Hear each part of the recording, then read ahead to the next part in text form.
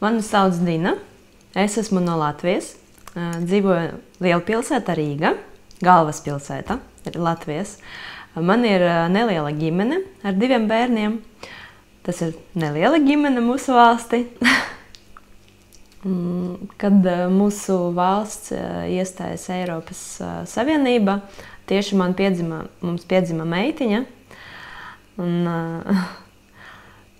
viņa auga jau Eiropas Savienība.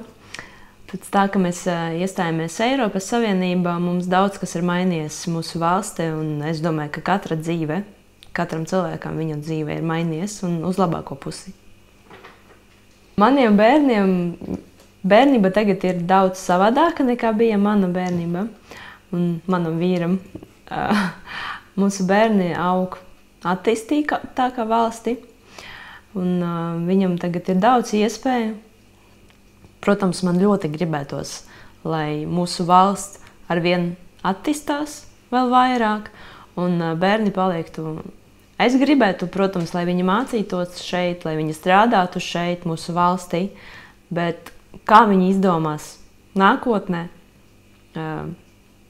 es nezinu. Mums ir jāiet balsot, lai mūsu nākotnē būtu labāka un lai mūsu bērniem nākotnē būtu labāka.